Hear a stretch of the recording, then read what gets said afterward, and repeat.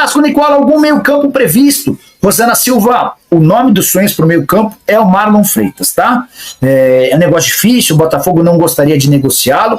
O Marlon Freitas até vê com bons olhos uma mudança, porque está muito criticado pela torcida. Então hoje o Vasco vai insistir na contratação do Marlon. É óbvio que vai esperar pelo fim do jogo contra o Red Bull Bragantino, para ver se o Botafogo vai para a Libertadores ou para a Sul-Americana, mas o Vasco vai insistir nessa contratação e entende que o Marlon Freitas é o jogador necessário depois das contusões do Jair e do Paulinho de Paula, né? Cara, o Galdames sentiu a condição física, jogou muito mal contra o Nova Iguaçu. Eu tava gostando do Galdames. Nova Iguaçu jogou melhor. O Adilson Machado toca no assunto importante. Nova Iguaçu faz uma temporada muito legal. São 8 vitórias, 4 empates e 1 derrota. E a única derrota é para o Fluminense, num jogo em que o Nova Iguaçu não teve seus 5 principais jogadores. O Xandinho, o Carlinhos, o Yuri, enfim, teve mais 2 também que foram desfalques. Empatou com o Flamengo e é bem verdade com as reservas do Flamengo, empatou com o Botafogo, venceu e empatou com o Vasco, e esse empate contra o Vasco no domingo foi de uma superioridade no Nova Iguaçu imensa, né? Mas a principal informação vem agora. Hoje de manhã eu conversei com o presidente do Nova Iguaçu, com o Jânio, eu até devia colocar ele no ar qualquer dia desse, acho que seriam entrevistas legais, com o presidente da Portuguesa, com o presidente da Ponte, enfim, acho que até um erro meu poderia usar essas lives dessa semana para ouvir esses caras. Mas eu perguntei pro Jânio, qual que é a tua folha? Chega a 300 mil? Porque eu li gente lá no Sul publicando, Nova Iguaçu enfrenta o Internacional, e eu vi gente no Sul publicando que a folha chegaria a 300 mil. Ele falou, Nicola, não chega em 300 mil. É menor, não é muito menor, mas é menor. Então vamos trabalhar com 250 mil, 260 mil. O teto salarial no Nova Iguaçu é de 20 mil reais por mês. Não tem nenhum jogador que fez uma baita partida contra o Vasco no último domingo que ganha mais do que 20 mil reais por mês. Cara, é muito louco. O futebol é muito louco. É o futebol que permite que atletas, vamos lá, 260 mil por mês. Cara, a maioria do elenco do Vasco hoje ganha mais do que 260 mil por mês. A maioria. Então o único atleta do Vasco, pega o Medel. O Medel ganha 700 mil reais mensais fixos, tá? Ele ainda tem direito à luva e tal. O Medel ganha quase 3 meses da folha salarial inteira do Nova Iguaçu. É muito louco. O futebol tem umas coisas, enfim. Então, muito mérito aos caras do Nova Iguaçu, trabalho espetacular. Tenho gostado bastante. Quantos jogadores que atuam no Brasil? 9. E sendo 8 estreantes. E sendo um deles o melhor goleiro do Brasil. Léo Jardim, gente, foi convocado o Vene Casagrande. Merecido. E a gente comemorou, porque a gente fala tão bem do Léo Jardim e ele merece muito essa convocação. E quem deve ser o goleiro titular da seleção brasileira nos próximos amistosos? Para quem não sabia, Léo Jardim foi convocado pelo Dorival. Léo Jardim é a primeira opção, por hora vencendo aí a nossa enquete. Rafael do São Paulo ou o Bento do Atlético Paranaense. 3 grandes goleiros, mas na minha opinião o momento tá certinho ali essa enquete. É o Léo, é o Bento e é o Rafael do São Paulo. Concorda, Pedrosa? Sem dúvida alguma. O Léo Jardim é um goleiro que, para mim, foi o melhor do Campeonato Brasileiro em 2023. Continua tendo um nível de atuação absurdo nessa temporada de 2024. O momento é dele. Entre Ederson e Léo Jardim, não tem nem comparação. Mas entre os jogadores que foram convocados, o Bento e o Rafael, para mim o Léo Jardim é o melhor dos goleiros. Você, Venê? Mas eu acho que ele vai botar o Bento como titular. Porque ele precisa ser coerente. Ele tá levando o Léo Jardim agora porque um jogador foi cortado. Sim. Ele anteriormente escolheu o Bento e o Rafael. Então, acho que dessas 3 opções, o Léo Jardim se torna a terceira opção para Dorival Júnior. Porém, entretanto, se eu tivesse que votar, eu acho que o Léo Jardim seria o titular, porque entre esses 3 aí, o momento é o Léo Jardim. A sua resposta é quem deve ser o Bento. Quem você queria que fosse o Léo Jardim. Perfeito. Agora, falando em Vasco, tem você falou de... Vocês viram o Richarlison falando que é vascaíno? Você viu isso, Venê? Depois eu vou te mostrar. Pode vir. Você viu, Big Boy? Pode vir. Você viu isso? Tem vaga. Foi no Desimpedidos com o Fred, né? Falar qual time você jogaria no Brasil. É o Richarlison muito grato. Tem vídeo? Cadê, ó? Cadê? Bota esse vídeo aí. Cadê? Aí minha família toda vascaína e eu sou tricolor, né, porque eu joguei lá e tudo, mas eu sou vascaíno, eu tô falando pra você, essa é a primeira vez que eu tô falando do meu time lá no Brasil. Eu sei. E ele sabe que eu acompanho o Vasco aqui de madrugada aí, chego lá no CT lá todo cansadão, às vezes com raiva. Tá, Richarlison, olha aqui. Ele ficou com uma cara. Sabe quando tu vai falar uma coisa ao vivo, você pensa, era pra eu estar falando, mas eu já tô falando. Ai, meu Deus, agora já foi. Sabe, Venê? Minha família toda é vascaína. Aí, a família toda do Richarlison é vascaína.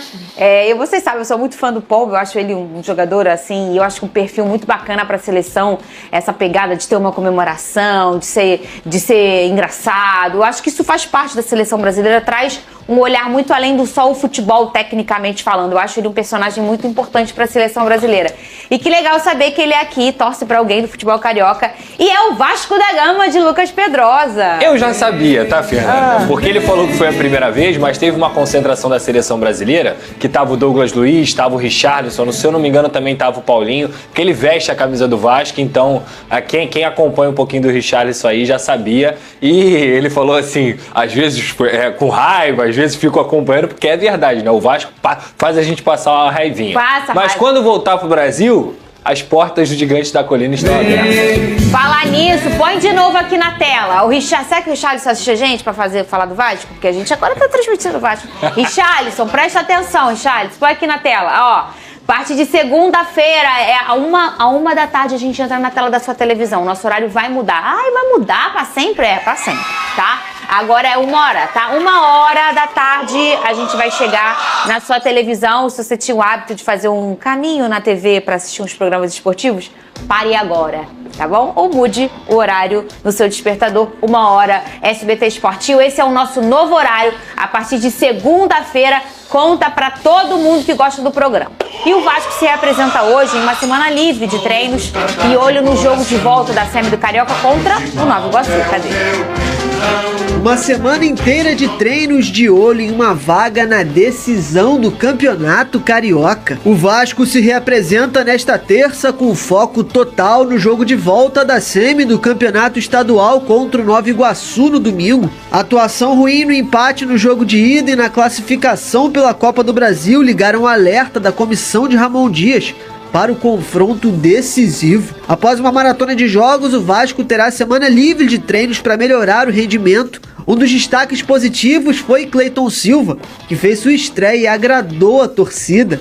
Fiquei muito feliz, fiquei muito contente de receber essa proposta e não pensei duas vezes. Sabia que era o momento de voltar para o Brasil e voltar para um clube grandioso que é o Vasco. Serão dias decisivos para o Cruz Maltino buscar o título carioca, que não vem há 8 anos. Vamos falar um pouquinho mais do Cleiton. Você falou pouco dele ontem, né, Pedrosa? Fez sua estreia. Foi uma contratação rápida, né? Você falou, não foi uma novela. Você falou do jogador logo na semana, contratou e ele já fez sua estreia. Ele chegou a treinar, ô Pedrosa? Não, ele só treinou realmente aquele físico, conheceu os companheiros, treinou por meio do vídeo também. Adicionou o pessoal no Instagram. Exatamente, seguiu todo mundo. Entrou no grupo de WhatsApp? Entrou também. Ou não, às vezes demora mais coisa. Mas o que acontece? Primeiramente falando de uma informação, o Cleiton só jogou porque eu já falei aqui, os níveis de cansaço do elenco do Vasco da Gama depois da quinta-feira da partida contra o Água Santa estavam muito altos. O Adson, por exemplo, ele tinha uma minutagem certa para poder jogar e por isso ele não iniciou a partida. Então, como o elenco do Vasco estava muito cansado, o que o técnico Ramon Dias e Emiliano Dias falaram? Estamos aqui com o Cleiton está à disposição, está bem fisicamente porque estava jogando na temporada europeia, vai pro jogo. E foi isso que aconteceu. Então ele entrou como um segundo atacante, ali lado a lado com o Verratti, teve algumas oportunidades, batendo com as duas pernas até, com a direita, com a esquerda, e foi bem pra mim na estreia dele. Diria que ele tem uma nota aí, nota 8 pra estreia dele, justamente por não conhecer companheiro, justamente por não ter treinado e conseguiu ser importante aí nesse jogo contra o Nova Iguaçu. Você acha que com a chegada dele, Vene, encerra a busca do Vasco por um atacante? Depende muito do que Ramon Dias vai pensar por ele. Porque assim, se o Ramon quiser utilizá-lo aberto pela ponta, e aí você tem que contratar um substituto pro Verratti.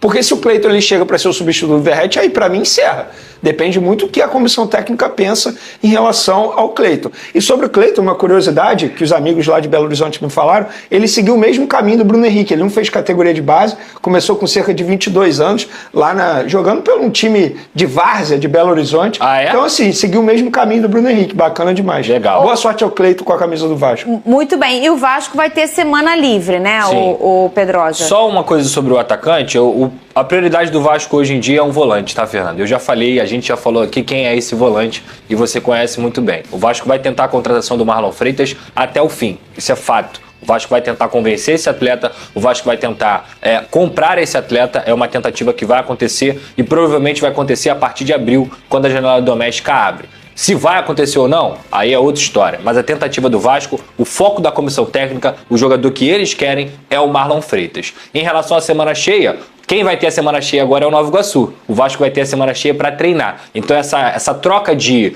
momentos, porque o Vasco jogou na Copa do Brasil na semana passada, pode ser importante também fisicamente, já que o Nova Iguaçu mostrou que fisicamente fez um jogo muito melhor que o Vasco também. O Big Boy está falando aqui que o Andrezinho foi no podcast Mundo GV, o querido GV, que apresenta lá na Band um programa esportivo também. Ele tem um podcast muito bacana e ele no podcast, o Andrezinho que trabalha no Nova Iguaçu, ele fala pro GV que pode até entrar como, Big Boss, que você disse, contra o Internacional, poupar contra o Internacional, já focando no objetivo com o Vasco. Ou seja, ia levantar essa bola aqui, priorizando o Carioca e não a Copa do Brasil. Eu me coloco muito na posição do dirigente do Nova Iguaçu. O que hoje é mais fácil para o Nova Iguaçu conseguir? Passar pelo Internacional lá no estádio Mané Garrincha ou passar pelo Vasco aqui no Campeonato Carioca, tendo a possibilidade de empatar? Então, assim, eu não acho nenhum absurdo se a comissão técnica do Nova Iguaçu quiser poupar alguns jogadores pensando no duelo com o Vasco. O Nova Iguaçu pode fazer história, chegar na final do Campeonato Carioca. Eu confesso para vocês que eu não me recordo se o Nova Iguaçu um dia conseguiu chegar. Eu acho que o último foi o Madureira em 2006, talvez? É isso. Então, sim. Acho que sim. Eu não acho nenhum absurdo se o Nova Iguaçu tomar essa decisão. Nesse novo formato ainda não aconteceu. Não aconteceu. O novo formato que eu digo em que a Taça Rio acabou sendo um prêmio de consolação para quem ficou mal colocado e a Taça Guanabara num pontos corridos, aí vem logo um Campeonato Carioca. Nesse novo formato isso nunca aconteceu. Teve contra o Flamengo? Flamengo o gol do Ronaldinho de falta? Em 2011, mas eu acho que pode ter sido o final da Taça Guanabara, né? Alguma coisa assim. Mas não, Carioca. Acho que foi contra o Boa Vista, talvez. Mas isso eu tô falando do Carioca, final do Carioca. Final do Carioca a última vez foi o Madureira em 2006 contra o Botafogo. Verdade. Não me lembro até... Foi aquele time do Maicon, do Thiago Galhardo, do Madureira. Foi esse time. Depois disso, não me lembro de um time de menor investimento chegar à final do Carioca. Sempre eles fazem o barulho na Taça Guanabara e na Taça Rio, principalmente no último formato. Mas do Carioca eu não me recordo. O Big Boy está tentando achar aí o pedaço da entrevista do Andrezinho no Mundo GV, o podcast do GV, para a gente conseguir fazer uma leitura também de uma outra fala dele, depois que ele fala que pode ser que tenha uma opção de um time reserva contra o Internacional, aí priorizando o Pedrosa. Vamos escutar o Andrezinho. É o jogo da vida, da história do Nova Iguaçu, né? E o mais importante, eu cheguei no vestiário depois do jogo e a gente conversou ali, e que bom que tá para tu ver o amadurecimento da equipe, porque a gente sabe que a gente perdeu a grande chance de matar o jogo ali. Vamos ver o início da... Time titular quinta-feira contra o Inter?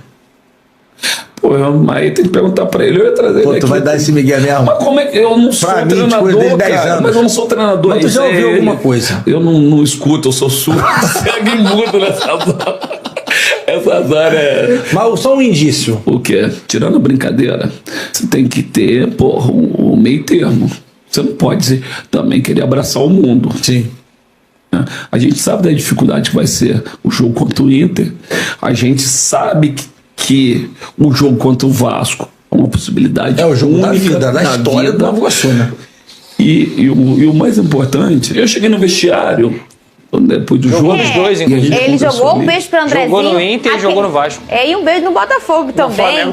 O Andrezinho, que aquele jogo da Taça Rio 2012, o Andrezinho era do Botafogo, um cara queridíssimo, um cara muito elegante, educadíssimo. Adoro o Andrezinho, um beijo pra ele. Ele falou, Pedrosa. Falou e não falou, né? Mas é assim que funciona no futebol. Ele disse, ele meio que deu a entender assim, olhando o Vasco, acho que talvez o que se resultou ali daquele jogo, tendo um empate, né? Olhando o Internacional, qual é a maior chance do Nova Iguaçu? Sem dúvida alguma. Foi por aí que ele disse, sem dúvida alguma você ter a vantagem do empate, que você não precisa vencer, você precisa empatar. Então, quando você precisa empatar e você pensa no Internacional, no Mané Garrincha, num estádio que o Nova Iguaçu não joga, num campo neutro, digamos assim, o campo é do Internacional, entendeu? Então, o time do Internacional é muito bom também, treinado pelo Kudê. A chance maior do Nova Iguaçu é passar pelo Vasco. Vai acontecer? Acho que não. Pra mim, ele deixou nítido que vai ser... Você achou bem nítido? Bem nítido. Ele diz que não pode abraçar o mundo, ele diz que tem que ser meio termo. Na minha opinião, ele deixou muito nítido que será um time mesclado.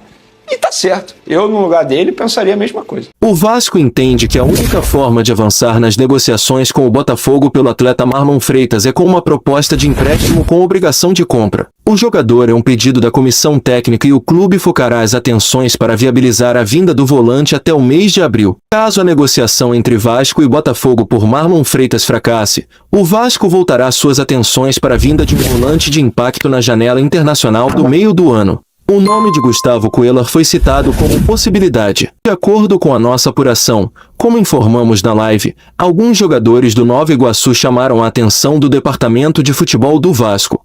Diante disso, o treinador Ramon Dias vai avaliar 3 nomes do Nova Iguaçu no segundo jogo da semifinal que podem reforçar o CRVG. Xandinho, 26 anos de idade, revelado pelo Olaria. Bill, 24 anos de idade, revelado pelo Flamengo. Carlinhos, 27 anos de idade, revelado pelo Corinthians. Se gostou do vídeo, se inscreva no canal, ative o sininho de notificação e deixe um like. Obrigado a todos e até o próximo vídeo.